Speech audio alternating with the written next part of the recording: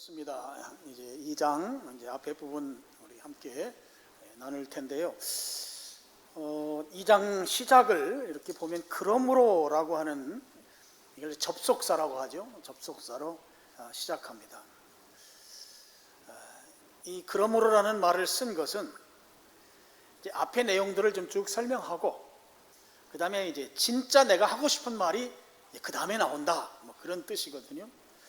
이게 그러므로는 그 앞의 내용이 무엇인지를 우리가 좀 알아야 하고 그 다음에 그러므로 내가 이제 진짜 하고 싶은 말 하고 싶다, 하겠다, 뭐 이런 의미를 담는 접속사입니다. 앞의 내용이라고 하면 1장 18절부터 32절까지 내용이라고 할 수 있겠습니다.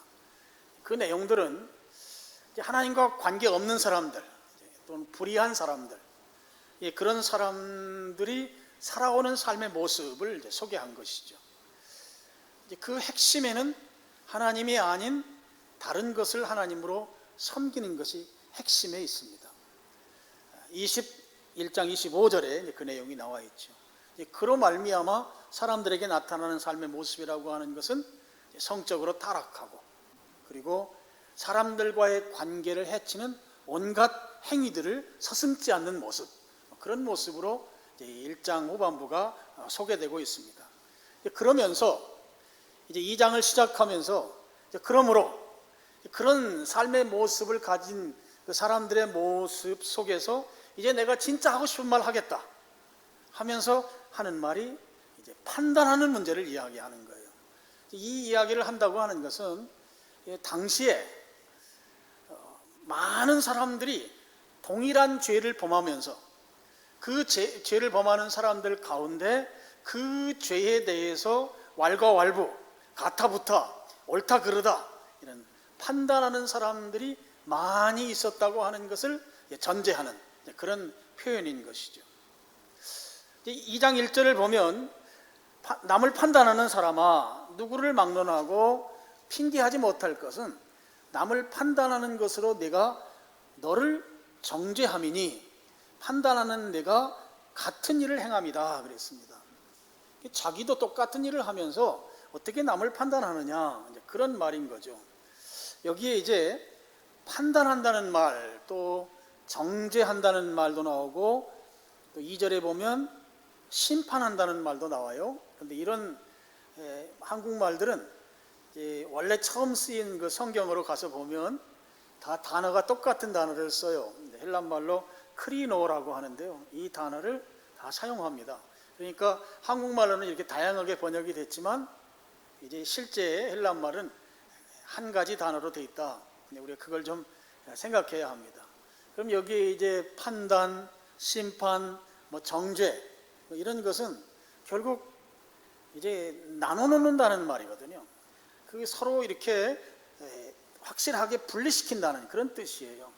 그럼 나누고 분리한다는 것은 사탄이 갖는 속성입니다. 그러니까 이제 비판하고 판단하고 정죄하고 이런 것들이 이 인간 사회 속에서 이루어진다고 하는 것은 그것은 사탄의 속성을 닮은 것이고 사탄이 가진 것을 이제 인간이 실현하는 것이다. 그렇게 볼 수 있겠습니다. 자, 1절을 시작하면서 남을 판단하는 사람아 이렇게 부르고 있잖아요. 그러면 이 남을 판단하는 사람은 구체적으로 누구일까 하는 것이죠. 이 로마서가 쓰일 당시를 이제 초대교회 시대라고 합니다. 이 초대교회 시대에 남을 판단하는 걸 좋아하는 사람들의 1순위 내지는 0순위, 그렇게 맨 첫 번째 손가락을 꼽을 수 있는 사람들은 유대인들이었습니다. 유대인들은 두 가지 큰 특징이 있었는데요.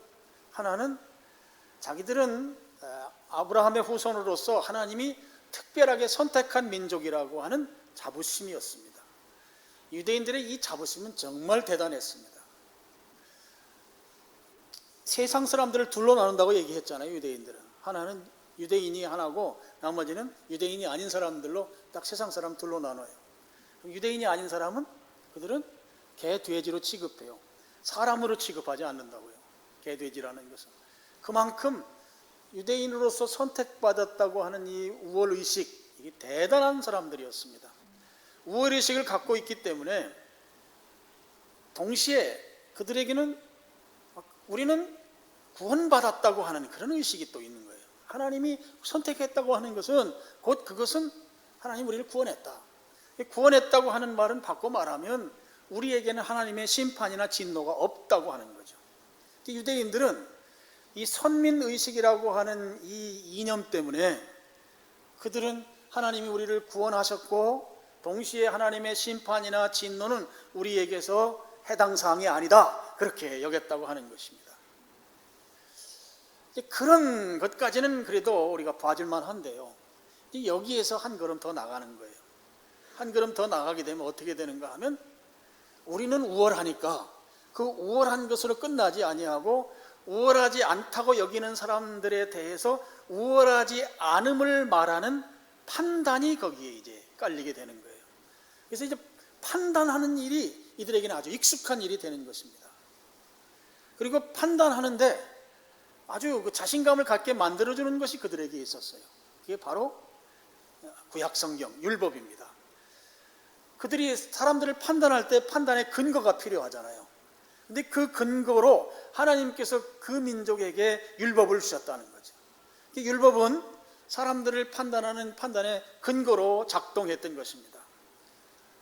그러니까 유대인들은 이 두 가지 특징, 하나는 유대인이라고 하는 그 선택받은 민족이라고 하는 그 우월의식과 율법이라고 하는 이 구약성경을 가지고 있다고 하는 판단의 근거가 되는 책이 그들에게 있다고 하는 그것을 가지고 서슴없이 거리낌 없이 판단하는 일에 나섰던 것이죠. 예수님 시대에 밥 먹으면 매일 하는 일이 판단하는 일을 했던 사람들이 있습니다. 대표적으로 그 사람들을 바리새인이라고 말을 해요. 바리새인들은 밥 먹고 하는 일이 판단하는 일이에요. 그러니까 예수님께서 당시에 이제 사역을 하실 때 막 바리새인들이 계속해서 찾아오고 와서 질문을 하고 어떻게 하면 예수님이 이 곤경에 빠질까, 이 질문에서 어떻게 대답할까, 뭐 큰 계명이 뭐냐, 또 가늠하다 현장에서 잡힌 여인을 데리고 와서 모세는 돌로 치라고 했는데 당신은 어떻게 말할 것인가, 그리고 뭐 온갖 질문들을 와서 하고, 왜 당신의 제자들은 안식일에 손 씻지 않고 또 안식일에 뭘 먹는가, 손 씻지 않고 음식을 먹는가 막 따지고 분별하고 판단하고 뭐 이 일을 아주 서슴없이 했던 사람들이 바리새인들이었던 것이죠. 그렇게 판단하면 초대교회 당시에 첫 번째 손가락을 꼽는 사람들이 바로 유대인들이었습니다. 이제 그런 습성이 안타깝게도 당시 초대교회 안에 그 판단하는 것이 들어왔습니다. 로마 교회 안에서도 그런 일들이 행해졌던 것이죠. 로마 교회 안에는 이제 크게 따지면 유대인이면서 그리스도인이 된 사람들과 또 유대인이 아니면서 그리스도인이 된 이방인 그리스도인들로 구성되어 있었습니다. 그 두 그룹 가운데 리더십은 어디에 있었는가 하면 유대인들 그리스도인들에게 있었습니다. 그래서 유대인들 그리스도인들은 리더십을 가지고 있기 때문에 그 교회 안에 들어오는 많은 이방인 그리스도인들에 대해서 철저하게 이 판단하는 의식을 가지고 한 가지 그들로 하여금 해야 할 일들을 제시했습니다. 그것이 바로 할례의식을 행하라고 한 것입니다. 우리와 함께 교회를 이루려면 당신들은 할례를 행하고 와야 된다. 할례의식에 참여할 것을 그들이 말했던 것이죠. 바로 이 할례의식에 참여하도록 그렇게 권면했던 그들의 그 생각, 그들의 했던 그 행위의 배경에는 바로 이 판단하는 그들의 습성이 자리 잡고 있다 하는 것이죠. 유대인들에게 있어서 할례는 자부심을 갖게 만드는, 하나님으로부터 선택받은 민족이라고 하는 자부심을 갖게 만드는 겉으로 드러나는 증거였습니다. 그래서 유대인들은 할례를 하는 것에 대해서 굉장한 자부심을 가지고 있었습니다. 그리고 이제 당시에 그 기록을 보면 이제 회당에서 주로 모였잖아요. 유대인들이 그냥 정통 유대교인들도 회당에 모였고, 그리고 그리스도인들도 회당에 모였어요. 회당에 모이면 회당 좌석 배치가 달랐습니다. 좌석의 제일 앞자리는 유대인들이 앉아요. 할례 받은 유대인들이. 앉고, 그 다음에 뒷좌석은 누가 앉는가 하면 이방인들이 앉는데 아무나 이방인들이 앉는 게 아니에요. 할례 받은 이방인들이 뒷좌석에 앉아요. 그럼 할례 받지 않은 사람들은 어디 앉는가 하면 뭐 2층이나 변방에 앉아요. 바깥 부분에 앉아요. 좌석 배치가 아주 엄격하게 되었던 것이죠. 그래서 이 할례라고 하는 것은 엄격하게 보면 회당에 참여하는데 패스카드와 같은 그런 역할을 했던 것이 이 할례였던 것이죠. 근데 이 이방인들이 유대인들이 하라는 대로 행하면 좋은데, 유대인들이 지금 그렇게 할례를 행하라고 하는 것은 이 판단하는 데서 나왔다고 했잖아요. 판단하는 것의 대상이 되기를 좋아할 사람이 어디 있습니까? 이 이방인 그리스도인들이 할례 받는 것을 아주 싫어했습니다. 이 할례를 깊이 했는데, 깊이 한 이유 가운데 이 문헌들을 보면 이렇게 나와요. 오늘날 같으면 뭐 병원에 가서 뭐 소독도 하고 마취도 하고 해서 하겠지만, 뭐 고대에 뭐 그런 시설도 없고 아주 이 위생이 좋지 않은 데서 행하다 보니까 이게 잘못되는 경우들이 많았다는 거예요. 특히 성인이 된 상태에서 할례를 할 경우에, 그러면 이제 그게 잘못돼서 감염이 돼서 이 생명을 잃는 사람들도 있었고, 또 남성성을 잃는 경우도 생기고, 그러니까 이런 것들이 생기는 것을 보면서 이 할례에 대해서 아주 깊이 하는 현상이 뚜렷했던 것이다 하는 거죠. 근데 유대인들은 야, 우리와 함께 예배드리고 우리와 함께 교회를 이루려면 할례 받아야 된다, 이것을 거의 강요하듯이 하고, 그러다 보니까 이 두 그룹 사이에 굉장한 갈등이 이제 생기게 된 것이죠. 할례를 통해서 성도들을 나누고 또 판단하고 뭐 이런 것들을 통해서 이방인 교인들과 유대인 교인들 간에 로마 교회 안에서는 엄청난 갈등이 있었다 하는 거예요. 사탄이 좋아할 일들이 생긴 것이죠. 근데 그 갈등이 얼마나 심했는가 하면, 우리 성경에 나오는 대로 글라우디오라고 하는 황제가 로마에서 그들을 다 추방하는 일이 있었어요. 얼마나 심하게 이런 문제가 유대인 그 공동체에 있었는가, 그것 때문에 로마에서 다 떠나라고 하는 추방 명령까지 받았던 그런 사례가 역사적으로 있습니다. 이렇게 판단하는 걸 좋아하는 사람들에 의해서 나타나는 결과라고 하는 것은 교회 안에서 편이 나뉘는 것, 그로 인해서 분란의 씨앗이 양태되고 또 교회가 큰 갈등에 휩싸이는 것, 뭐 이런 현상들이 이제 교회 안에까지 이제 생기게 되었다 하는 것이죠. 자, 이 바울이 뭐 초대교회 당시에 많은 도시를 다니면서 교회를 세우고 또 그곳에서 제자 훈련을 통해서 그 교회의 지도자들을 세우는 일을 했습니다. 복음이 널리 전파되려면 교회가 키 스테이션이 됐던 거예요. 교회를 세우는 걸 통해서 복음이 확장돼 갔던 것입니다. 그 이 일을 위해서 바울은 생명을 걸고 그 사역들을 감당해 갔는데, 세워진 교회들을 보면 유대인 그리스도인들과 비유대인 그리스도인들 간에 이 편가르기, 이 갈등이 생기는 것이죠. 그리고 판단하는 문제가 아주 심각한 문제로 있었던 것이에요. 그래서 이 바울은 이 로마 교회도 아니나 다를까 똑같은 그런 문제 가운데 힘들어하는 것을 보고 이것을 이제 바르게 가르칠 필요가 있었던 것이죠. 그래서 지금 바울은 예수님을 믿지 않는 사람들, 불의한 사람들의 온갖 좋지 않은 행위들을 쭉 1장에 열거한 후에 내가 진짜 하고 싶은 말 이제 하겠다 하면서, 그러므로 하면서 1절 말씀을 이제 말씀하신 것입니다. 내용은 그것이잖아요. 너희가 판단하는 사람들과 똑같은 죄를 너도 짓지 않느냐 하는 거예요. 너도 동일한 죄를 지으면서 어떻게 다른 사람들의 죄만 판단하느냐 하는 것입니다. 내가 그런 행위하는 그 행위가 너를 정죄할 것이다. 그 행위로 너도 판단받는 근거가 된다. 그런 말씀을 1절에서 지금 하고 있는 것이죠. 우리 이제 예전에 수련회 가면 그 밤에 잠잘 때 얼굴에다가 막 이렇게 매직이나 이렇게 검은 거 또 막 매니큐어 막 이런 걸 칠해놔요, 잘 때. 이제 특히 이제 그 전도사님들이 타겟이 되는 경우가 많아요. 목회자가 그러면 애들이 잠 안 자고 있다가 수련회에서 막 얼굴에 막 칠해놓죠. 근데 이제 목회자들만 칠해놓은 게 아니라 자기들끼리도 막 칠해요. 그럼 아침에 일어나면 얼굴이 엉망진창이잖아요.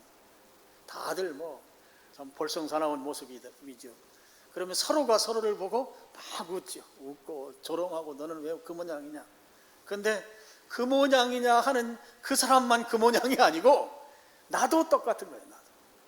내 얼굴에도 지금 내가 얼굴을 보지 못하니까 그렇지 내 얼굴도 아주 시커먼 거죠. 바로 그런 이야기입니다. 너도 똑같이 행하면서 다른 사람들한테만 손가락질하는가? 너도 그 손가락질하는 그대로 너도 그런 죄 있다. 이게 바로 1절 말씀인 것이죠. 여러분, 그러면 이 판단이라고 하는 것은 사람이 하는 판단은 이런 결과가 오는데 그럼 진짜 판단은 누가 하느냐? 바로 2절에 그 말씀을 하고 있습니다. 2절, 이런 일을 행하는 자에게 하나님의 심판이 진리대로 되는 줄 우리가 아노라. 이 심판과 판단은 헬란 말로는 똑같아요. 하나님이 진짜 판단하신다 하는 거예요. 사람이 하는 판단은 결과가 마귀가 좋아하는 판단으로 나와요. 근데 진짜 판단은 누가 하는가? 하나님이 하신다는 것이죠. 하나님께서 진리대로 공정하게 판단하신다 하는 것입니다. 하나님은 진리이십니다. 진리이시기 때문에 하나님의 판단은 항상 옳다 하는 것이에요.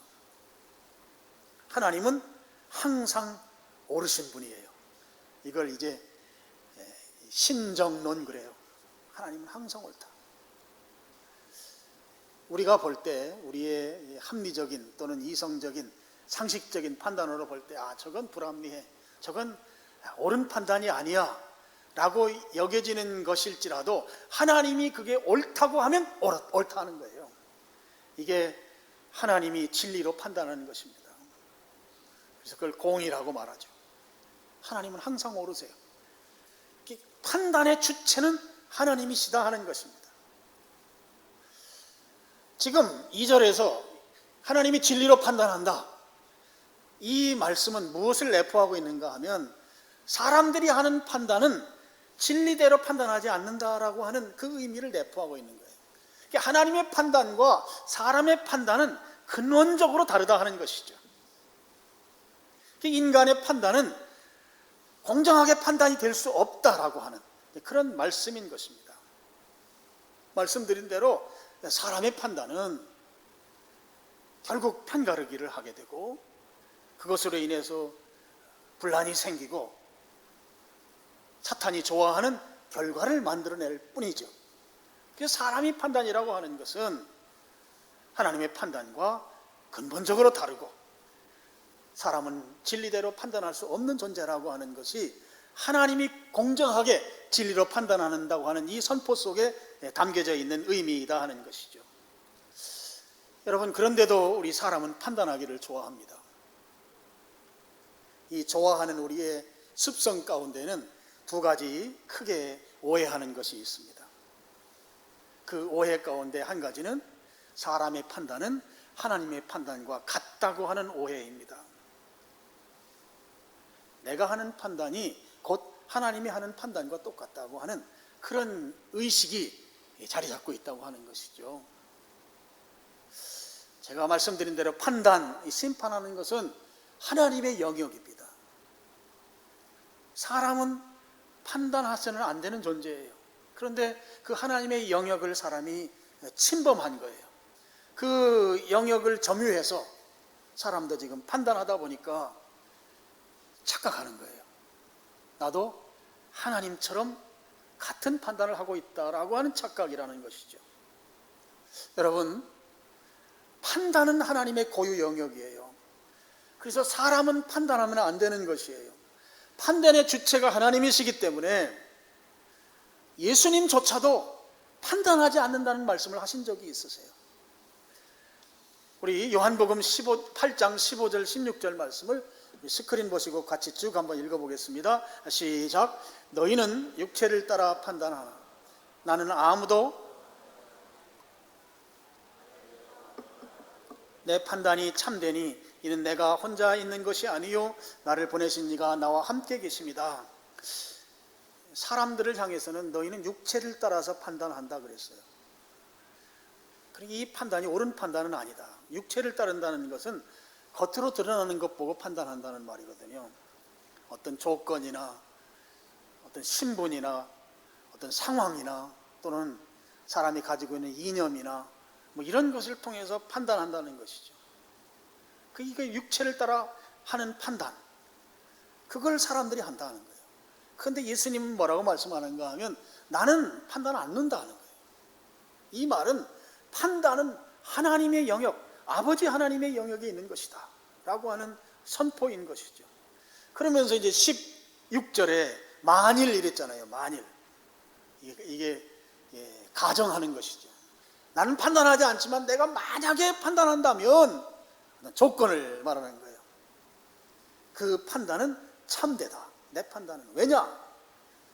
아버지가 나와 함께 계시기 때문이다. 나와 아버지는 동일체이기 때문에 내 판단은 곧 아버지의 판단이고 아버지만 판단할 수 있는데 그 판단이 곧 참된 판단이고 너희들은 육체라고 하는 조건을 보고 하는 판단이기 때문에 그 판단은 옳은 판단이 아니다 라고 하는 말씀을 예수님께서 하신 것이죠.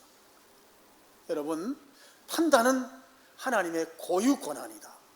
예수님도 하지 않으셨다. 자, 그러면 우리는 그 판단하는 삶을 살아서는 안 된다 하는 것이 이제 우리가 착각하고 있는 내 판단이 하나님의 판단과 같다고 하는 것은 그렇지 않다. 그리고 이 판단은 하나님의 고유 영역에 있는 것이다. 사람의 것이 아니다. 라는 데 동의하고 판단하는 자리에서 내려와야 할 것입니다. 또 한 가지 착각이 있습니다. 그 착각은 3절에 소개하고 있습니다. 로마서 2장 3절, 이런 일을 행하는 자를 판단하고도 같은 일을 행하는 사람아, 내가 하나님의 심판을 피할 줄로 생각하느냐. 하반절에 나온 대로 판단하는 사람은 어떻게 생각하는가 하면 나는 하나님의 심판을 받지 않는다 라고 생각한다는 거예요. 하나님의 심판을 피할 것으로 생각한다는 것입니다. 여러분, 이 판단하는 일, 다른 사람들을 정죄하는 일, 이 일에 익숙해지면요, 자기 자신의 약점이나 허물에 대해서는 관대해집니다. 그래서 우리가 내로남불 그러잖아요. 그렇게 된다고요. 나의 약점에 대해서는 둔감해지고 상대방에 대해서는 아주 민감해지는 것이 이 판단하면서 살아온 그 인간의 그 행태라 하는 것이에요. 그렇게 살다 보면 어떤 태도가 우리 속에 자리 잡는가 하면 나는 판단하는 자리에 익숙해져 있다 보면 하나님께서 나에 대해서는 그 판단을 면제해 줄 것이다.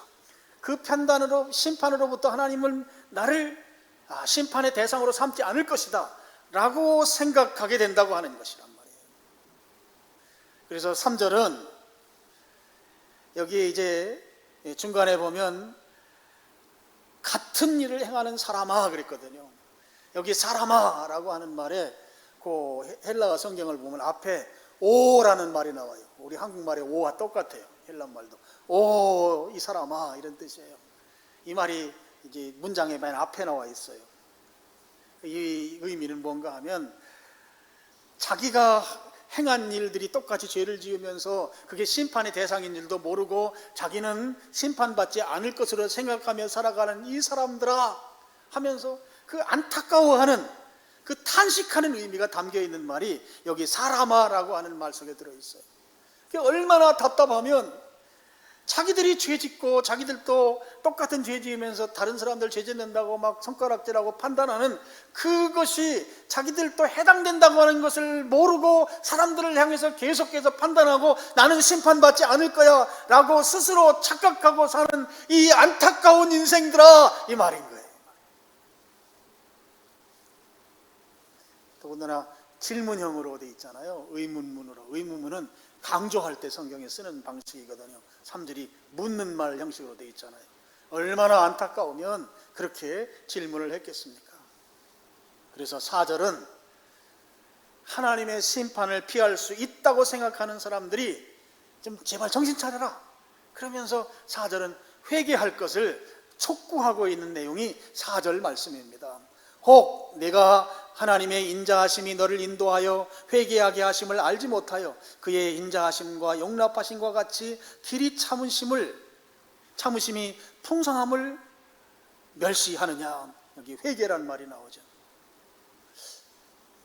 지금 남을 판단하는 사람들, 스스로는 나는 하나님의 심판에서 제외됐다, 하나님이 나는 심판하지 않을 거야, 그렇게 생각하는 이 사람들을 이 4절 내용으로 보면 이 사람들이 크게 오해하는 것이, 하나님의 심판, 하나님의 진노가 즉각적으로 실행되지 않으니까 그 즉각적으로 실행되지 않는 것이 자기들을 하나님의 심판, 하나님의 진노에서 제외시킨 것의 근거로 삼고 있다.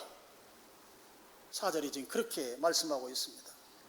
아니, 하나님의 진노가 즉각적으로 실행되지 않는 것은 4절 말씀은 야, 그거 지금 하나님이 인자하심 때문이야, 너희들 구원하시려고 지금 오래 참으시는 거라고 그 의미로 말씀을 하는데, 지금 실상 판단하는 사람들은 지금 즉각적으로 하나님의 진노와 심판이 임하지 않는 걸 볼 때 하나님이 우리를 심판에서 면제시켜 준 것이다, 그렇게 오해하는 근거로 삼고 있는 것에 대한 안타까움을 4절이 지금 말씀하고 있다는 것이죠. 그리고 5절로 넘어가서는 5절, 다만 내 고집과 회개하지 아니한 마음을 따라서, 고집스러움 속에서 아주 죽어도 회개하지 않는 거잖아요. 회개하지 아니한 마음을 따라서 진노의 날, 곧 하나님의 의로우신 심판이 나타나는 그날에 이 말 진노를 내게 쌓는도다. 하나님의 진노를 내게 쌓는다 그랬어요. 이 말씀은 하나님께서 무한정 참아줄 줄 아느냐, 하나님이 반드시 심판하고 진노하신다, 그 말씀인 것이죠. 여러분이 쌓아놓는다고 성경이 표현했잖아요. 5절 마지막 부분에 진노를 내게 쌓아놓는다. 하나님의 진노가 지금 차곡차곡 쌓여지고 있어요. 이게 쌓여서 감당할 수 없는 상황이 되면 그땐 폭발하는 거죠. 임계치에 이르게 되면 터지게 되는 거예요. 여러분, 지게를 접으셨습니까? 지게를 지고 지게에다가 이제 짐을 올려놓는데, 내가 지고 갈 만큼 올려놓으면 움직일 수 있지만 이제 거기에 짐을 올려서 도무지 그걸 감당하지 못하면 내가 지게를 지지 못하고 주저앉습니다. 이 쌓아놓는다는 건 그런 것 같은 거예요. 쌓아서 어느 시점에 내가 도무지 감당할 수 없는 그 임계치가 이르게 되면 폭발한다 하는 것이에요. 그러니까 그 시기가 오기 전에 깨닫고 회개하라고 하는 그런 말씀인 것이죠. 자, 로마서 2장 1절부터 5절까지 쭉 보면 이 판단하는 문제가 아주 심각하다라고 하는 것을 말씀하고 있습니다. 왜 이렇게 이 판단하는 문제가 심각할까? 두 가지로 생각이 들어요. 하나는, 판단하는 사람들은 자기들의 판단하는 것으로 하나님처럼 생각하기 때문에 구원받을 것으로 생각하는 그 잘못된 생각을 교정시켜주는 그런 차원에서 이 심각성인 거죠. 그냥 그렇게 판단하면서 살다가는 그냥 멸망하는 거예요. 지옥 간다는 것이죠.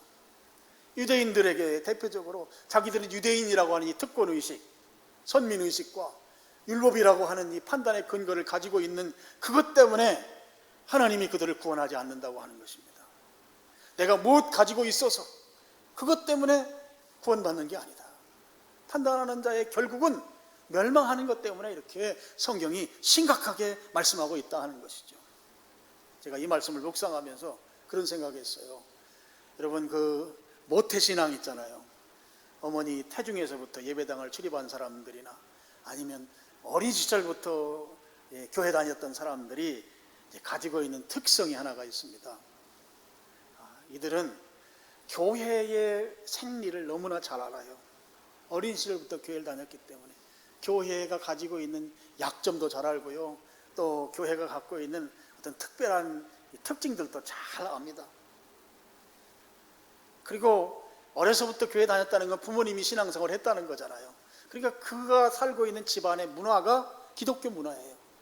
그러니까 이 어린 시절부터 그 교회 생활을 했던 그런 경험을 가진 사람들은 교회를 너무너무 잘 알아요. 그래서 그들 속에는 뭐 내가 지옥 가겠는가, 내가 뭐 멸망하겠는가, 나도 구원받겠지, 그렇게 막연한 믿음들이 있어요. 그래서 너 믿는 종교가 뭐냐 물으면 뭐 기독교라고 대답하고, 근데 예배 생활은 전혀 하지 않고, 그리고 예배에 나오지 않는 이유들을 말하는데 상당히 그럴듯한 거예요. 교회의 약점들을 하나부터 열까지 정확하게 꼬집어대면서 근데 이런 데를 어떻게 가겠는가 이야기해요. 이 모태신앙들의 특징입니다. 그래서 모태신앙을 뭐라고 말하는가 하면, 어미 모자 쓰잖아요. 앞에 모태할 때 모태신앙을 모태신앙이라고 해요. 모태신앙은 모태신앙, 이런 말이 있잖아요. 어린 시절부터 교회를 경험했던 사람들이 이게 심각한 거예요. 신앙생활 제대로 못하잖아요. 제대로 안 해요. 근데 교회에 대해서 너무너무 잘 알아요. 성경도 잘 알아요. 어떤 경우는 교회 나오시는 분보다도 성경 더 잘 아는 사람들도 많아요. 근데 그렇게 살다가는 멸망하는 거예요. 지금 이 비판의 문제가 교회 밖에서만의 문제가 아니에요. 교회 안에서의 문제예요. 우리들 가운데 이런 문제가 지금 심각한 문제로 있을 수 있습니다. 우리나라도 벌써 4대, 5대까지 내림신앙들이 쭉 내려오고 있습니다. 교회 역사가 오래됐기 때문에. 그러다 보니까 이 성경적인 신앙 체계가 아닌 그냥 그 기독교 문화에 따른 신앙 체계를 갖고 있거나 아니면 느슨하게 신앙생활을 하는 거예요. 또 한 가지 판단의 문제가 우리에게 주는 심각성은 교회와 연관이 있습니다. 교회 안에서 이 판단하는 것들이 생기게 되면 교인들 간에 서로 정죄하게 되죠. 사람들에 대해서 판단하게 된다는 것입니다. 그러면 그 결과는 아까 말씀드린 대로 편가르기가 되고 교회에 분란이 생기게 되는 것입니다. 그리고 교회가 해야 할 사역들을 하지 못하게 돼요. 이 분란이 생기고 이 정죄하고 판단하는 것이 이 강한 교회들은 교회 사역 못합니다. 어떤 교회들은 분란으로 인해서 1층과 2층에서 따로 예배 드리는 경우가 있어요. 그 예배를 하나님이 받으실까? 그런 생각이 전 들 때가 참 많아요. 정말 우리 교회는 제가 감사해요. 제가 일부 예배 시간에도 이 교회들이 냉랭한 교회들이 있고 따뜻한 교회가 있는데 우리 교회는 어떤 교회입니까? 그랬더니 일부 예배에 오신 분들이 다 따뜻한 교회입니다. 아주 큰 소리로 말하더라고요. 2부 예배에 온 여러분들은 어떻게 생각하십니까? 우리 교회가 차디찬 교회입니까? 따뜻한 교회입니까? 어떤 쪽이에요? 차디찬 교회는 아니에요. 에어컨이 아니라 난방을 이렇게 틀어놨으니까 따뜻한 교회입니다. 따뜻한 교회가 돼야 돼요. 더 따뜻한 교회가 돼야 돼요. 지금보다. 그래서 그 방법의 일환으로 소그룹도 여러분 잘 하셔야 되고, 또 주일날 식사하는 걸 꼭 교회에서 같이 하셔야 돼요. 제가 어느 날 묵상하는데 그 생각이 들더라고. 예수님도 어디 가시면 꼭 같이 죄인들하고 밥 먹었어요. 이 밥 먹는 게 교제에 아주 중요해요. 특히 우리 대한민국 사람들은 먹어야 돼요. 먹어요. 불신자들은 알코올로 친해지거든요. 근데 우리는 알코올하고는 거리가 먼 사람들이니까 뭘로 친해야 돼요? 밥으로 친해져야 돼요. 배가 조금 나오면 어때요? 그냥 주일날 집에 가지 말고, 최근에 우리 교회에 나오신 분들도 그냥 집에 가시면 안 돼요.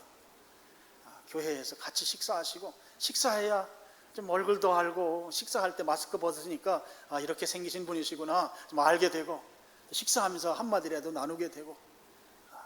그래서 우리 교회가 좀 정죄하지 않고 비판하지 않고 이런 따뜻한 교회가 돼야 되겠다 하는 것이에요. 그래야 사역도, 교회가 하는 일도 더 진척 있게 나갈 수 있는 것이죠. 여러분, 우리가 손가락질 하잖아요. 손가락질 하면 잘하는 대로 한 손가락은 남을 가리키지만 적어도 세 손가락은 나를 향하죠. 맞죠? 그래서 이 손가락으로 이 사람을 지적하는 거, 그거 하지 말라는 거 비유할 때 이 세 손가락을 나에게로 향한다고 하는 이 사실을 이제 우리가 다 알고 있습니다. 이렇게 설교했더니 어떤 분은 저는 지적할 때 이렇게 합니다 그러더라고.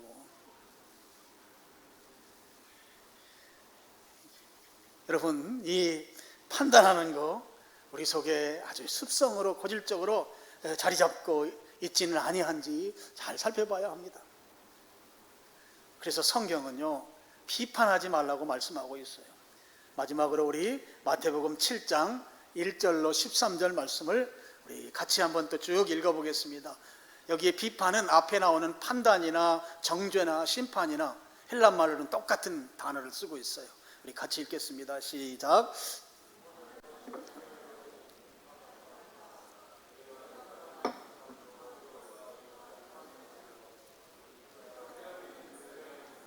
너희는 헤아림을 받을 것이니라.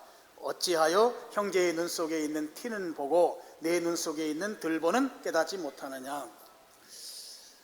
성경이 우리에게 가르치는 아주 중요한 진리인데요, 비판하면 비판받습니다. 욕하면 욕먹습니다. 이게 성경의 진리예요. 그러면서 비판하지 말아야 될 것은 들보는 내 눈 속에 있다. 들보, 대들보를 말합니다.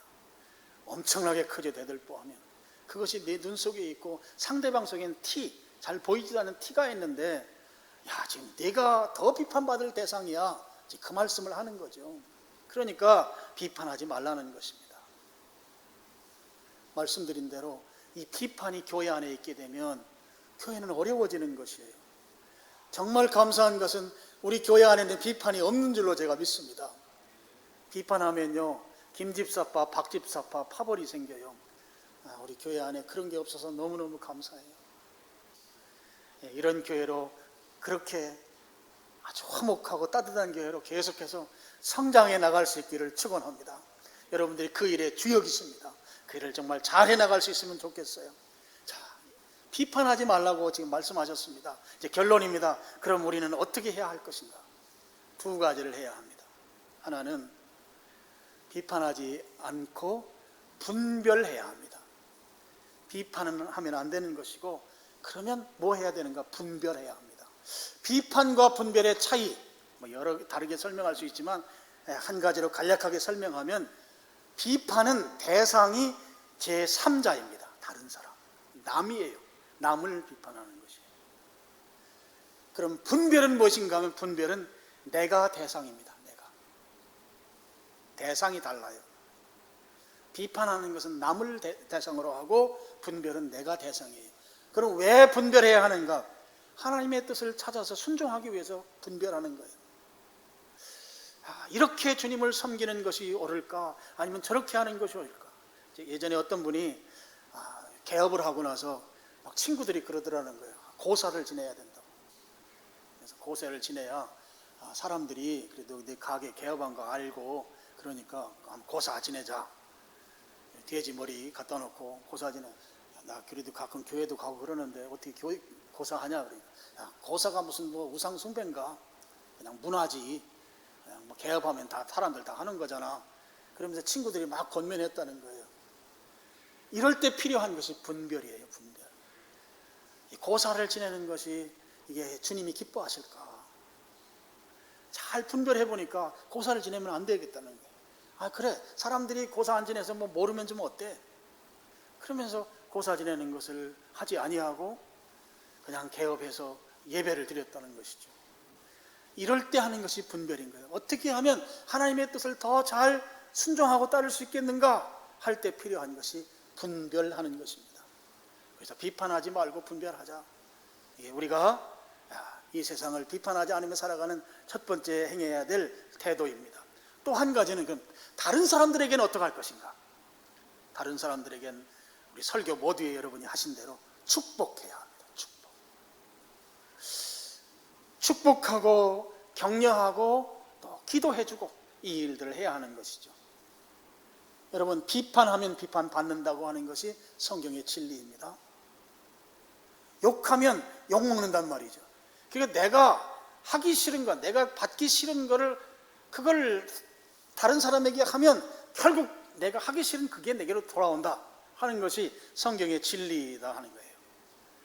그러면 반대로 내가 받고 싶은 것, 그것을 다른 사람에게 하게 되면 그것이 내게로 역시 돌아온다고 하는 것 역시 성경의 진리입니다. 로마서 12장에 나와 있거든요. 그러면 내가 다른 사람을 축복하면 나에게 무엇이 돌아오겠습니까? 축복이 돌아오는 것이죠.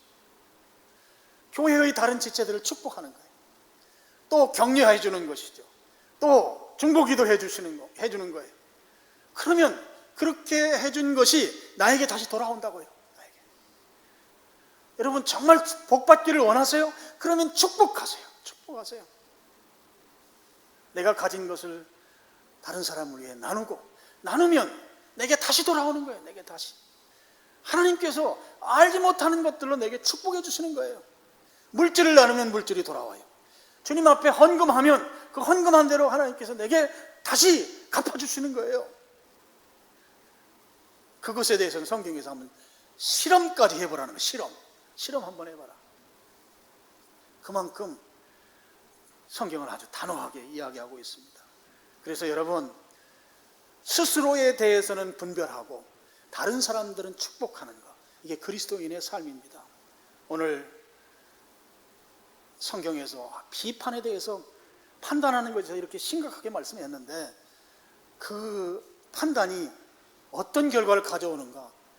편가르기 하고 교회가 해야 될 사역을 지체시키고 결국은 마귀가 좋아하는 결과를 만들어내더라. 그러니까 그거 하지 말아야 된다. 그럼 우리는 뭐 해야 될까?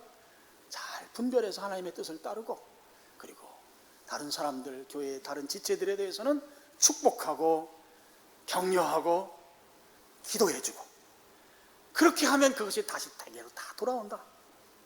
여러분 이 사실을 믿으시고 여러분 서로서로 축복하는 그런 성도의 삶을 통해서 우리 교회가 지금보다 더 따뜻하고 화목한 교회를 이루어가는데 여러분이 힘써서 그야말로 교회 가족을 이루는 그런 성도들 될 수 있기를 주님의 이름으로 축원합니다.